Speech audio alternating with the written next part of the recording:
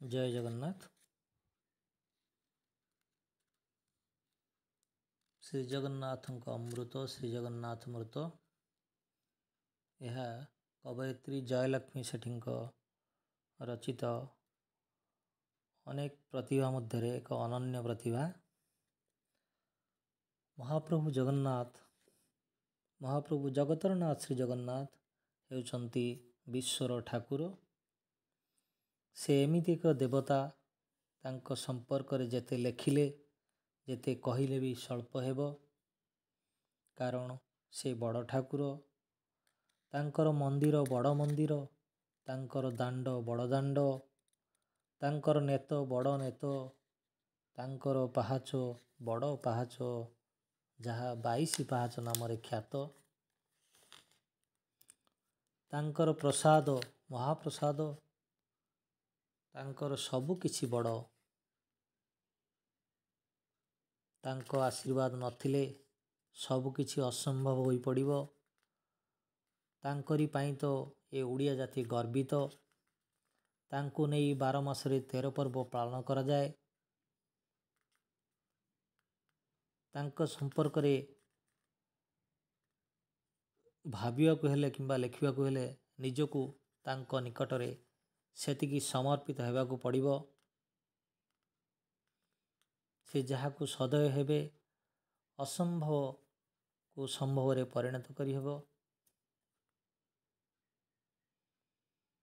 सेही बळी जणे अनन्य प्रतिभा कवयित्री जयलक्ष्मी सेठी निजको महाप्रभु श्री जगन्नाथ निकटरे समर्पित होई कलम धरी लेखिया पई जो प्रयास करिसंती,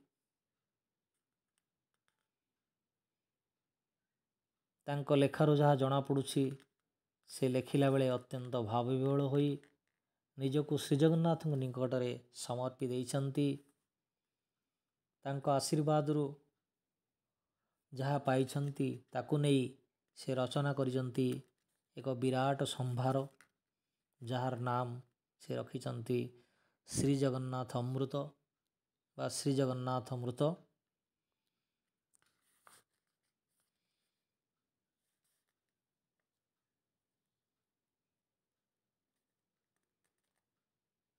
एही पुस्तक रे से पंचदेव पूर्ण ब्रह्म को स्मरण करिछंती। जगन्नाथ हृदयर ठाकुर, अनन्य देवता, विश्व मौड़मणि बोली प्रतिपादन करिछंती। प्रत्येक वाक्य रे जय जगन्नाथ कही से निजको विभु पदार बिंदरे समर्पण करिछंती।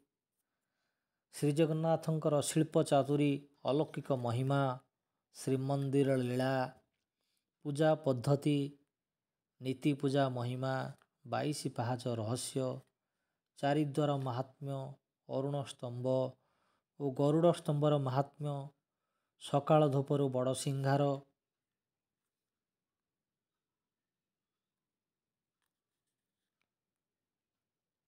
महाप्रभु को लगी करा जाउथिबा समस्त बेसर महात्म्य, सकाळ धूप, माध्याह्न धूप, संध्या धूप, दैनिक नीति, वेदपाठर रहस्य, भोग प्रसाद महाप्रसाद, रत्न सिंहासन महात्म्य, मेघनाद पाचेरीर रहस्य, कल्पवटर रहस्य, कालियार रोषेईशाल, पंचतीर्थ महात्म्य, श्वेतगंगा रहस्य, तुलसी महात्म्य, नीलचक्र बानर महात्म्य, रहस्यमय आनंद बजार, रतन वेदीरु जन्म वेदी महात्म्य, नवकळेबर रहस्य, विश्वयात्रा रथयात्रा, त्रिरथर रहस्य, माउसीमा और पोड़पिठार रहस्य, श्रीक्षेत्र रहस्य, स्वर्गद्वार महात्म्य, शंकराचार्य मठर महात्म्य, श्रीक्षेत्रे पालित होइतबा विभिन्न जानी यात्रा, विश्व ठाकुर को सेवा करुथिबा सेवक और सेवा निपुणता,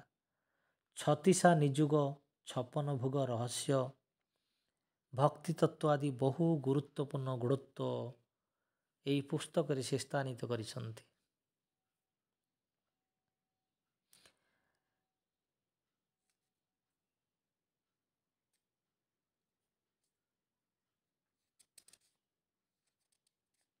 समस्तंकर हृदय एवं मन को जय कला भली ଦାଣ୍ଡି ରାମାୟଣ ବୃତ୍ତରେ 14 ଛାନ୍ଦରେ ସେ ଏହାକୁ ରଚନା କରିଛନ୍ତି। ତାଙ୍କ ରଚିତ ପ୍ରତ୍ୟେକ ଛାନ୍ଦ ଅତ୍ୟନ୍ତ ହୃଦୟସ୍ପର୍ଶୀ, ମର୍ମଭେଦୀ ଏବଂ ଭକ୍ତିମୂଳକ।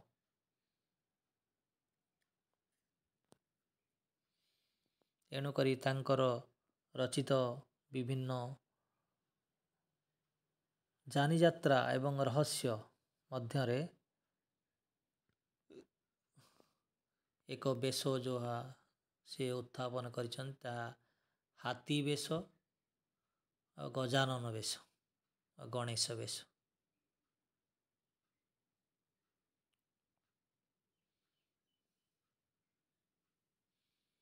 ଏହା ଅତ୍ୟନ୍ତ ପାଠକୀୟ ଲାଭ କରିଛି।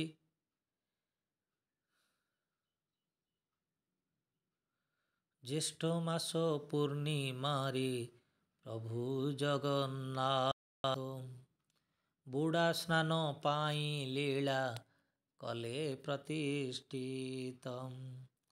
ଚତୁର୍ଦ୍ଧାମୂର୍ତ୍ତି ପହଣ୍ଡି ସ୍ନାନ ଯାତ୍ରା ପାଇଁ ଆନନ୍ଦ ବଜାର ସ୍ନାନ ମଣ୍ଡପକୁ ଯାଇ ସ୍ନାନ ପୂର୍ଣ୍ଣିମା ନାମରେ ପ୍ରସିଦ୍ଧ କରିଲେ। ଭକ୍ତ ଭକ୍ତି ପାଇଁ ପ୍ରଭୁ ବିଧି ରଚିଦେଲେ। ରତ୍ନ ସିଂହାସନ ଛାଡ଼ି ଜଗତ ଠାକୁର ବିଜେ ଭାଇ ଭଗ୍ନୀ ନେଇ ସ୍ନାନ ମଣ୍ଡପର 108 ଗରା ଶୁଦ୍ଧ ଜଳ ସୁବର୍ଣ୍ଣ କୂପରୁ ପ୍ରଭୁ ସ୍ନାନ ପାଇଁ ଭକ୍ତ ଆଣନ୍ତି ସେଠାରୁ। ବଳିଆ 33 ଗରା ସୁଭଦ୍ରା 22 ଜଗନ୍ନାଥଙ୍କର ଲାଗଇ 35। ସୁଦର୍ଶନ ଲୋଡ଼ିଥାନ୍ତି 18 ଗରାକୁ ସ୍ନାନ ନୀତି ଶୁଦ୍ଧ ଜଳେ ହୁଅଇ ଜୀଉଙ୍କୁ। ସ୍ନାନ ଶେଷେ ହାତୀ ବେଶ ସଜ୍ଜିତ ହୁଅଇ ଭକ୍ତ ଭକ୍ତି ଖ୍ୟାତ କଲେ ବ୍ରହ୍ମାଣ୍ଡ ଗୋସାଇଁ। ମହାରାଷ୍ଟ୍ର ସାଧୁ ନାମ ଗଣପତି ଭଟ୍ଟ ଗଣେଶଙ୍କ ବେଶ ପାଇଁ କରିଥିଲେ ହଟ। ଶ୍ରୀଜଗନ୍ନାଥଙ୍କୁ ଦେଖି ମନ ହେଲା ଦୁଃଖ ଅଭିମାନେ ଫେରିଗଲେ କରି ଅଭିଯୋଗ। ଭକ୍ତ ବାଞ୍ଛା କଳ୍ପତରୁ ଜଗତ ଈଶ୍ୱର ଭକ୍ତ ଗଣପତି ମାନ କରିଦେଲେ ଦୂର। ଭକ୍ତ ଗଣପତି ଦେଖି ଶ୍ରୀ ଜଗନ୍ନାଥଙ୍କୁ ନିରାଶ ହେଲେ ନ ଦେଖି ଗଣେଶ ବେଶକୁ। ଭକ୍ତ ଦୁଃଖ ଦେଖି ପ୍ରଭୁ ସହି ନ ପାରିଲେ ଶୂନ୍ୟବାଣୀ କରି ତାଙ୍କୁ ଫେରାଇ ଆଣିଲେ। ଗଣପତି ଫେରି ସ୍ନାନ ମଣ୍ଡପେ ଦେଖିଲେ ଚତୁର୍ଦ୍ଧାମୂର୍ତ୍ତି କିପରି ଗଣେଶ ହୋଇଲେ। ବିକଳେ କାନ୍ଦି କହିଲେ କ୍ଷମ ଜଗନ୍ନାଥ ନ ଜାଣି ରୁଷ କରିଲି ପାପୀ ମୁଁ ଅନାଥ। ଭକତ ମାନ ରଖିଲ ବ୍ରହ୍ମାଣ୍ଡ ଠାକୁର ଯୁଗେ ଯୁଗେ ତୁମ ଲୀଳା ଅସୀମ ଅପାର। ଗଜାନନ ହାତୀ ବେଶ ନାମ ରଖିଦେଲେ ଭକ୍ତ ଭକ୍ତି ରଚି ପ୍ରଭୁ ସ୍ମାରକୀ କରିଲେ। ଦର୍ଶନେ କ୍ଷମଇ ପାପ ଗଜାନନ ବେଶ କରୁଣା ବରସି ପ୍ରଭୁ ରଖିଦେଲେ ଯଶ। ଦର୍ଶନେ କ୍ଷମଇ ପାପ ଗଜାନନ ବେଶ କରୁଣା ବରସି ପ୍ରଭୁ ରଖିଦେଲେ ଯଶ।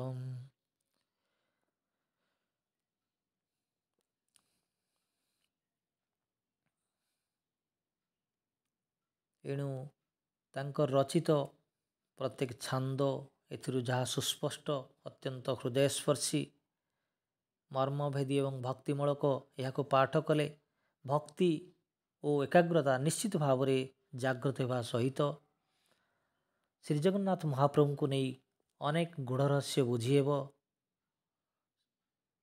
କବୟିତ୍ରୀ ଜୟଲକ୍ଷ୍ମୀ ସେଠୀ ବାସ୍ତବରେ ଜଣେ ଶ୍ରୀଜଗନ୍ନାଥ ଉପାସିକା ଓ ପରମ ଭକ୍ତ।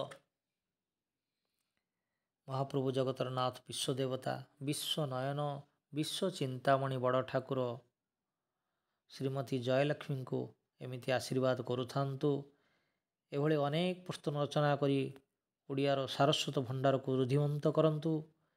ଅନେକ ଅଭୁଲା ଗୂଢ଼ ରହସ୍ୟ ରଚନା କରି ଯଶସ୍ୱିନୀ ହୁଅନ୍ତୁ। ଏହା ହିଁ ପରମ ମଙ୍ଗଳମୟ। ନୀଳାଚଳବାସୀ ବଡ଼ ଭାଇ ବଳଭଦ୍ର, ମା ସୁଭଦ୍ରା ଏବଂ ପ୍ରଭୁ ଶ୍ରୀଜଗନ୍ନାଥଙ୍କ ନିକଟରେ ପ୍ରାର୍ଥନା ରଖେ। ଜୟ ଜଗନ୍ନାଥ।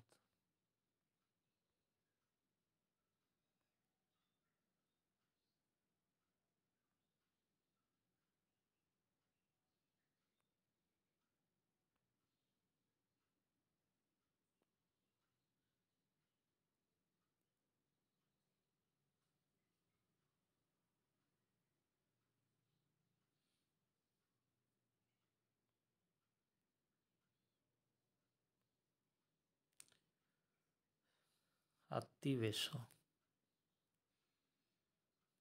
ଜୟ ଜଗନ୍ନାଥ, ଜୟ ଜଗନ୍ନାଥ। ଜଗନ୍ନାଥ ସ୍ୱାମୀ ନୟନ ପଥଗାମୀ, ଭବ ତୁମେ।